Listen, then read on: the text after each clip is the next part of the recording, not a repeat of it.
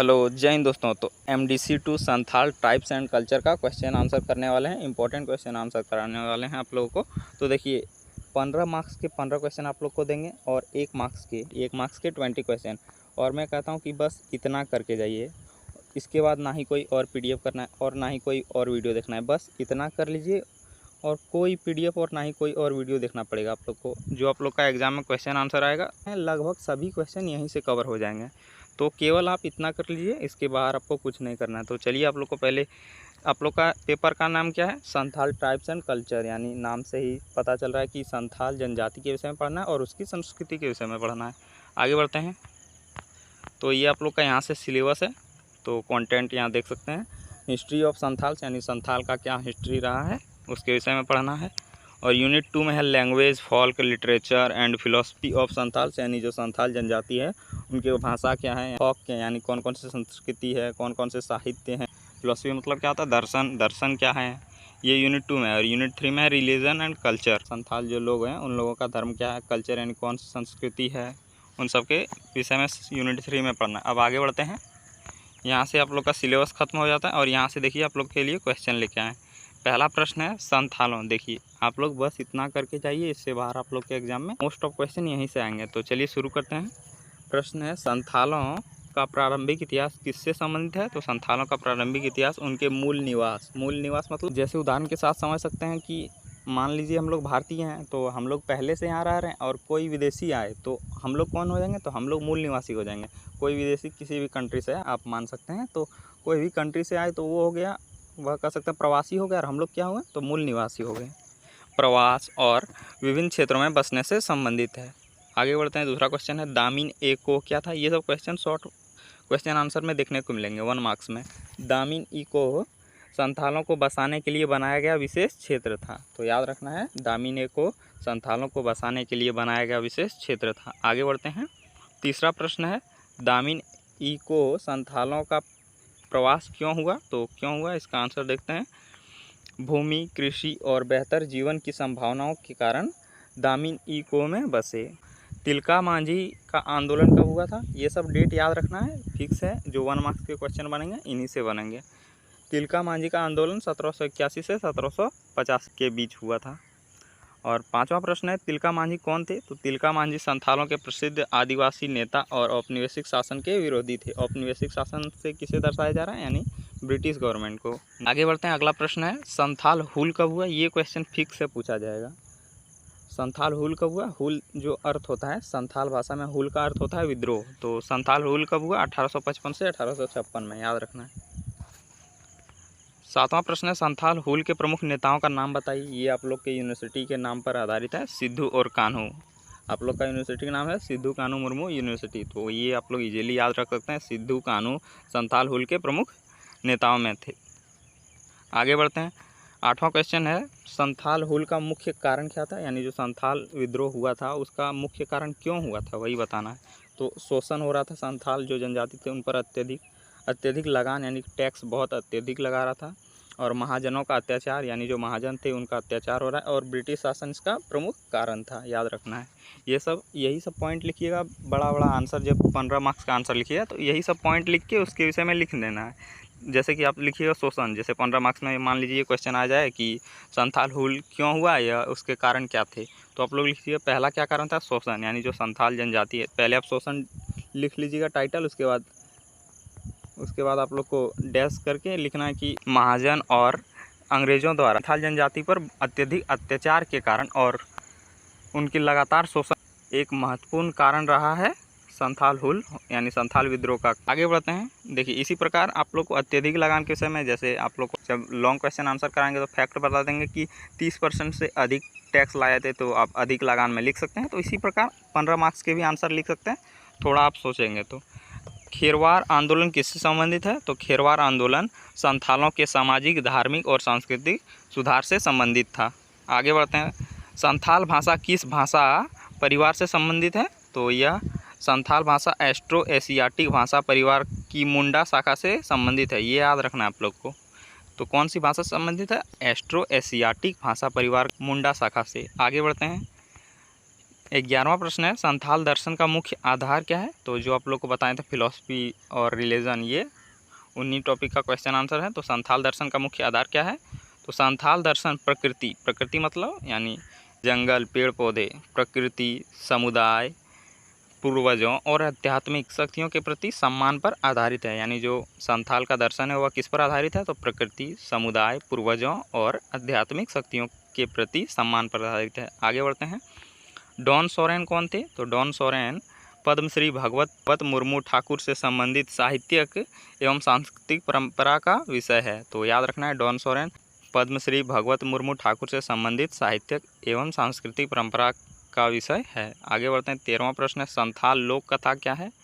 जो आप लोग को बताए थे फोक क्या है। तो इसका आंसर हो जाएगा संथाल लोक कथा मौखिक परंपरा से पीढ़ी दर पीढ़ी चली आने वाली संस्कृति कथा है। ये तो समझ गए होंगे। आगे बढ़ते हैं।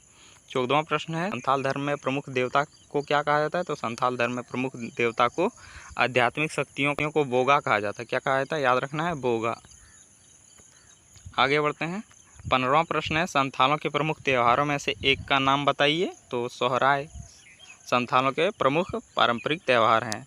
यह दीपावली के जस्ट बाद होता है। आगे बढ़ते हैं। प्रश्न है संथाल विश्व दृष्टि किस पर आधारित है। तो संथाल विश्व दृष्टि प्रकृति, समुदाय, पूर्वजों और मनुष्य के पारस्परिक संबंधों पर आधारित है। 17वां प्रश्न देखते हैं संथाल समाज में टोटेम क्या है। तो टोटेम किसी पशु, पक्षी, पौधे या प्रकृति वस्तु से जुड़े सामाजिक और धार्मिक विश्वास को कहते हैं। तो याद रखना है, टोटेम किसी पशु, पक्षी, पौधे या प्रकृति वस्तु से जुड़े सामाजिक और धार्मिक विश्वास को कहते हैं। आगे बढ़ते हैं। 18वां प्रश्न देखते हैं संथाल समाज में वर्जना का क्या अर्थ है। तो वर्जना उन कार्यों या व्यवहारों को कहते हैं जिन्हें संथाल परंपरा में निषिद्ध माना जाता है। 19वां क्वेश्चन है संथालों की पारंपरिक स्थानीय शासन व्यवस्था क्या है। यानी जब संथाल अपने आप से शासन करते थे तो उनकी पारंपरिक शासन व्यवस्था कैसी थी। तो संथालों के पारंपरिक शासन व्यवस्था मांझी कौन होता था। तो गांव का मुखिया को याद रखिए, गांव का मुखिया को क्या कहा जाता था। जो संथाल जनजाति जहाँ निवास करते थे उनके गांव के मुखिया को मांझी कहा जाता है, आपको याद रखना है। पर गेनत और अन्य सामुदायिक बंदों पर आधारित है। आगे बढ़ते हैं। 20वां प्रश्न देखते हैं संथाल समाज में मांझी की क्या भूमिका है। तो आप लोग को बताएं, मांझी गांव का पारंपरिक प्रमुख होता है, जो प्रधान भी हम लोग कह सकते हैं, और सामाजिक, प्रशासनिक तथा विवाद संबंधी कार्य देखता है। आगे बढ़ते हैं। यहाँ से देखिए 15 मार्क्स के क्वेश्चन शुरू होते हैं और आप लोग को मोस्ट इंपॉर्टेंट क्वेश्चन भी बता देंगे कौन कौन से क्वेश्चन एग्जाम में आप लोग को करके ही जाने। केवल उन्हीं क्वेश्चन को, अगर आप लोग के पास अगर समय कम रहेगा तो उन क्वेश्चन को कर लीजिएगा। 2-3 क्वेश्चन जो 15 मार्क्स के बनेंगे 40 प्लस ला लीजिएगा, जो आपको लास्ट में 6 इंपॉर्टेंट क्वेश्चन बताएंगे। 40 प्लस ईजिली ला लीजिएगा। तो चलिए शुरू करते हैं लॉन्ग क्वेश्चन आंसर। संथालों के प्रारंभिक इतिहास, प्रवास और दामिन इको में बसावट का विस्तार से वर्णन कीजिए। तो चलिए आंसर देखते हैं। संथाल भारत के प्रमुख आदिवासी समुदायों में से एक है। उनका इतिहास लंबे समय से चले आ रहे प्रवास मतलब क्या होता है, एक जगह से दूसरी जगह जाना, जंगलों में बसावट, कृषि और सामुदायिक जीवन से जुड़ा हुआ है। संथालों का प्रारंभिक जीवन मुख्यतः प्रकृति और जंगलों पर निर्भर था। थोड़ा एक मिस्टेक हो गया, देखिए संथालों था होता है, मैं बार बार देख रहा हूँ तो याद आ रहा है कि संथालों में क्या होगा, था होगा। तो आप लोग को लिख लेना है, आप लोग को याद रखना है। तो यहाँ आ गया है तो आप लोग को थोड़ा करेक्शन कर लेना है।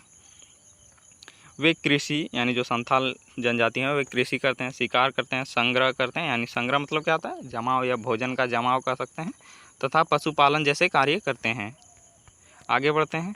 अगला पॉइंट है समय के साथ संथाल विभिन्न क्षेत्रों में प्रवास करते हुए वर्तमान झारखंड, बिहार, पश्चिम बंगाल और ओडिशा के क्षेत्रों में बसे हुए। यानी बता रहा है कि संथाल अलग अलग जगह पर प्रवास करते थे। आप लोग बता दिए कि एक जगह से दूसरी जगह जाना क्या कहेंगे, प्रवास।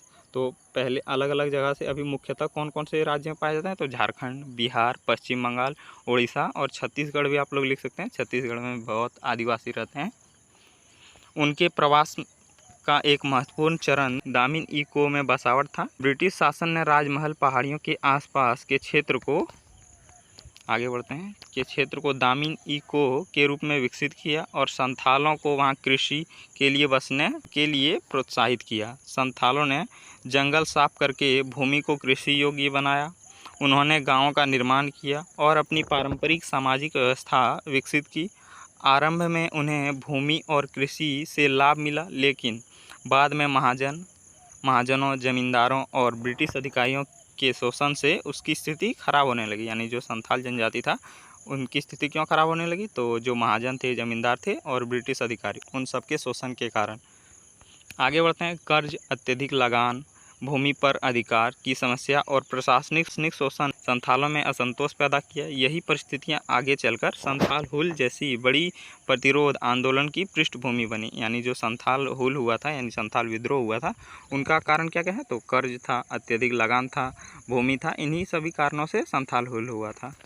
आगे बढ़ते हैं। इस प्रकार संथालों का इतिहास केवल प्रवास, आप लोग को प्रवास तो बता ही दिए, और बसावट का इतिहास नहीं है, बल्कि यह उनकी भूमि, संस्कृति, सामुदायिक जीवन और अपने अधिकारों की रक्षा के संघर्ष का इतिहास भी है। दामिन इको संथाल इतिहास में विशेष महत्व रखता है, क्योंकि इनकी बड़ी संख्या में स्थायी बसावट हुई और इस क्षेत्र में औपनिवेशिक शोषण के विरुद्ध मजबूत प्रतिरोध विकसित हुआ। तो देखिए क्वेश्चन क्या था? दामिन इको के विषय में था। दामिन इको क्या है?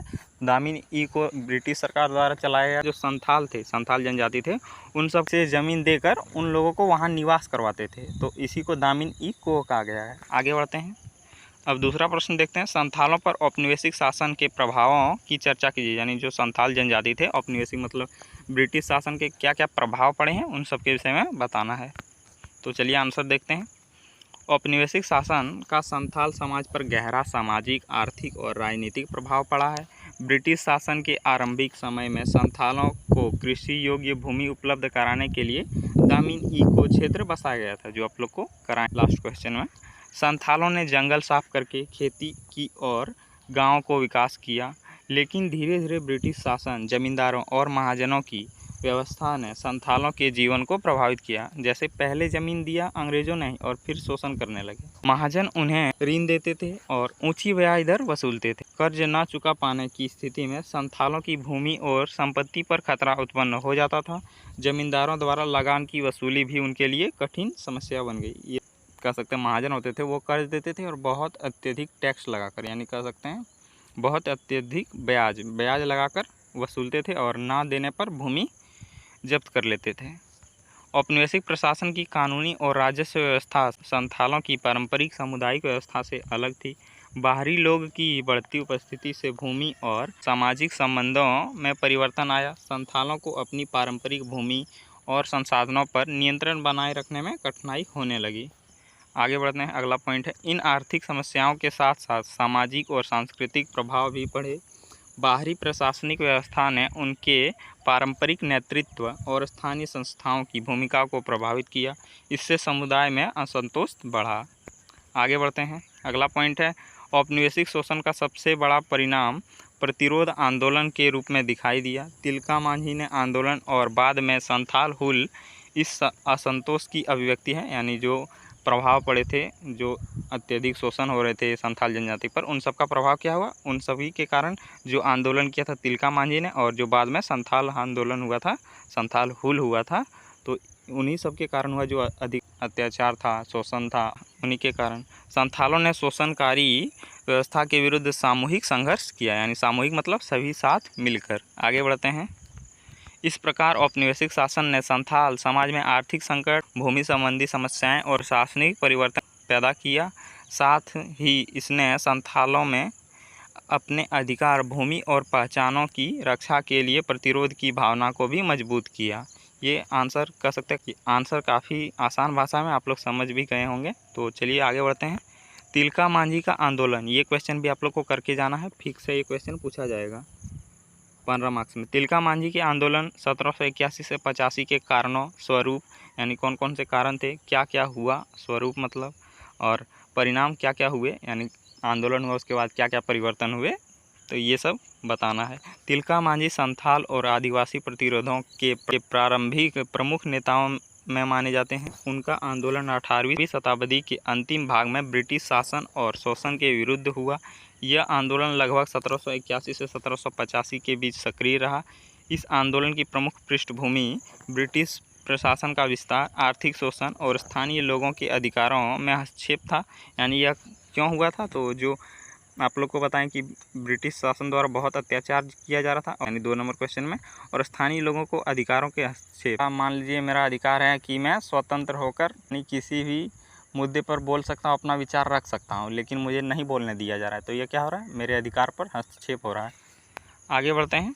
आदिवासी समाज अपनी भूमि, जंगल और पारंपरिक जीवन पर निर्भर था। नई राजस्व व्यवस्था और बाहरी अधिकारियों के हस्तक्षेप से उनके जीवन में कठिनाई बढ़ी। यानी नई राजस्व व्यवस्था मतलब यानी जो नया टैक्स लगान यानी कह सकते हैं जो लगान था, उन्हीं के कारण, साथ ही साथ जो अधिकारियों का हस्तक्षेप था उनके कारण उनके जीवन में यानी जो संथाल लोग थे उनके जीवन में कठिनाई बढ़ने लगी।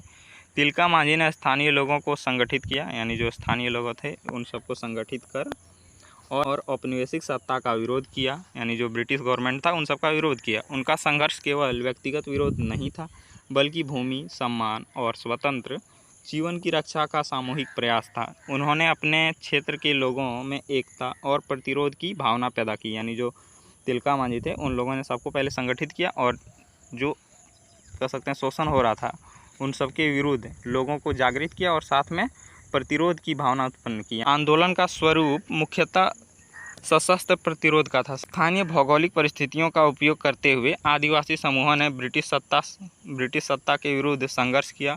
इस आंदोलन ने ब्रिटिश प्रशासन के सामने आदिवासी असंतोष को स्पष्ट किया, यानी संथाल जनजातियों का जो असंतोष था उनको स्पष्ट किया, यानी उजागर किया।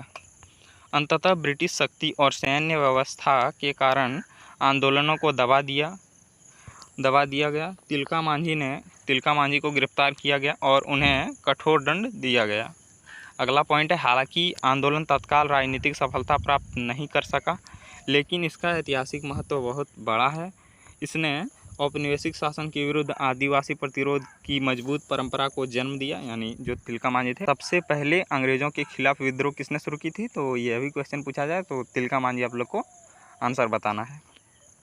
तिलका मांझी आगे आने वाले आदिवासी आंदोलन के लिए प्रेरणा बने, इसलिए उनका आंदोलन संथाल और व्यापक आदिवासी प्रतिरोध के इतिहास में महत्वपूर्ण स्थान रखता है।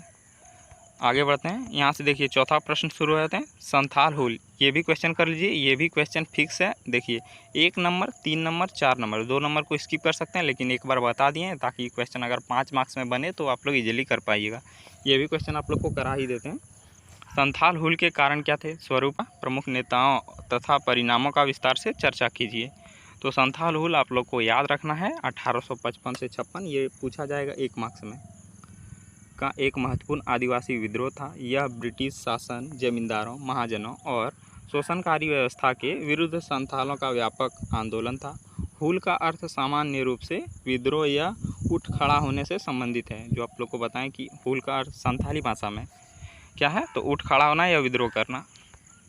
संथाल हुल के प्रमुख कारण आर्थिक और सामाजिक थे। महाजनों द्वारा ऊंचे ब्याज पर ऋण देना, जमींदारों द्वारा अत्यधिक लगान वसूलना और भूमि पर बढ़ती बाहरी नियंत्रण संथालों के लिए गंभीर समस्या बन गया था। ब्रिटिश प्रशासन की व्यवस्था भी उनके पारंपरिक जीवन और स्थानीय शासन से अलग थी। इन परिस्थितियों से संथाल में असंतोष बढ़ता गया।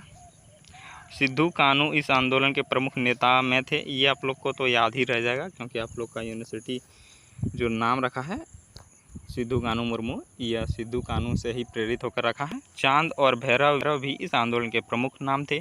नेताओं ने बड़ी संख्या में संथालों को संगठित किया, यानी जो ये सिद्धू कानू मुर्मू थे और चांद भैरव थे, इन सब ने लोगों को संगठित किया। आंदोलन का उद्देश्य शोषण से मुक्ति, यानी जो शोषण हो रहा था उन सबसे मुक्ति था और अपने सामाजिक तथा आर्थिक अधिकारों की रक्षा करना था।